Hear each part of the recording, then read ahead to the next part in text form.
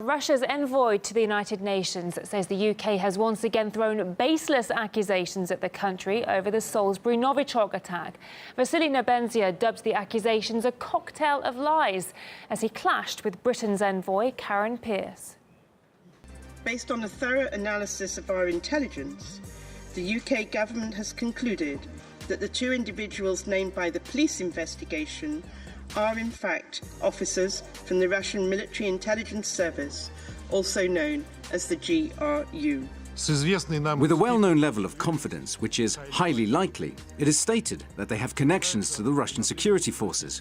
Their real names are unknown. However, it is known that they work for the GRU.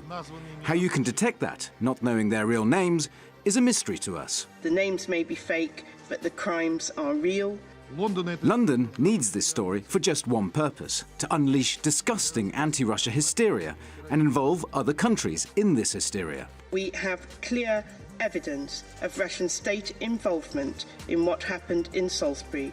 To be frank, we very much hoped that today we'd hear something convincing that sheds light on this mysterious incident. Unfortunately, our expectations were once again not met. In today's statement, we heard the same cocktail of lies. On Wednesday, Britain charged two Russian nationals it suspects of poisoning Sergei and Yulia Skripal. The latest released evidence, though, seems to be creating more questions than answers. Some media outlets have already started digging, looking for matches with the suspects' names, even though UK police say these were probably only ever aliases. RT's Daniel Hawkins reports. All the recent news of Russian assassins probably has UK residents worried. And while we must be clear, assassination attempts are no laughing matter, some British media might be scaremongering just a little.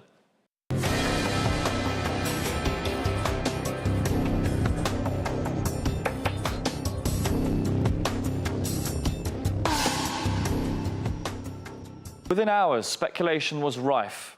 Who exactly are these men?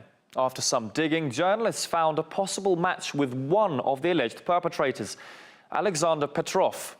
Same name and date of birth, working for biological medication company Microgen. Perfect cover for a spy, media were quick to point out. It wasn't case closed, though. We actually found Alexander, and he told us he rarely even gets out of his own city of Tomsk, let alone weekend trips to London. Было указано, что вот якобы там человек с данным, ну вот именно с вашей датой рождения, то есть приехал в Лондон, как бы соответственно как-то был зафиксирован видеокамерами на месте вот покушения. Вот, то есть это абсолютная все случайность, да? Да, конечно. Мне в Далтаево доехать не могу никак. But then even more information came to light, which explained everything. It turns out Mr. Petrov has a long family history of spy catchers. Alexander Petrov's grandfather, Ivan Starchenko, served under Stalin as a commander of Smersh, which was also the name of the Russia spy team in James Bond classic From Russia with Love. Now it makes sense. But hang on 1 minute. Didn't counter-terror police chief Neil Basu say the men's identities were likely fake? Aliases? The reason we're releasing that footage today is we need the public's help. We strongly believe they entered this country under aliases. Somebody out there will recognise them. Somebody out there knows them. We'd like those people to come forward and tell us who they really are. So, the alleged perpetrator, who likely used the fake name anyway, allegedly has a grandfather who worked for Smersh, an intelligence organisation dissolved in 1946. And Smersh is also a fictional Soviet spy agency featuring in James Bond films, such as From Russia with Love. So, everything must make sense. You know who I am? Colonel Klebb, head of operations for Smersh. I have selected you for a most important assignment. Its purpose is to give false information to the enemy. And if I refuse? Then you will not leave this room alive. But aren't we ignoring some other important links here? There are plenty of Alexander Petrovs in Russia. The name is just as common as John Smith. And some of them are really suspicious, hiding, in fact, in plain sight. Meet Russian actor Alexander Petrov. Here he is avenging his comrades.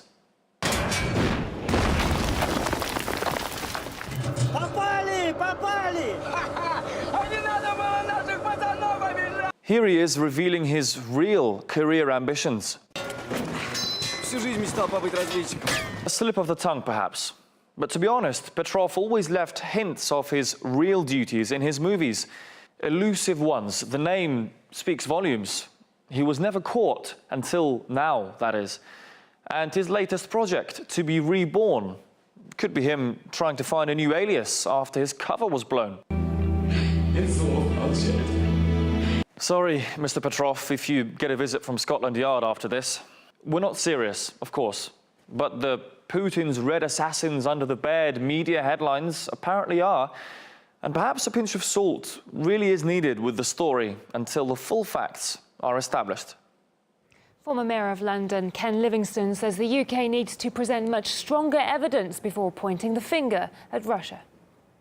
The failure to cooperate with the Russians after the Russian government offered to do this raises a big question mark about, is this all true? But what struck me over the last couple of years, there seems to have been a ratcheting up of anti-Russian sentiment, almost like trying to recreate a Cold War. The eagerness with which Theresa May, our Prime Minister, virtually from the moment this incident happened, was blaming Russia, when there wasn't a shred of evidence then, and there's very little now.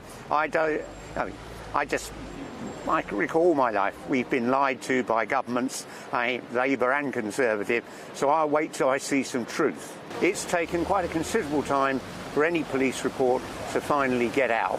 And the point I made at the beginning, if these two people are clearly Russian agents, then all over the internet by now, we should have people going on and saying, yes, I know them, they live round the corner or whatever.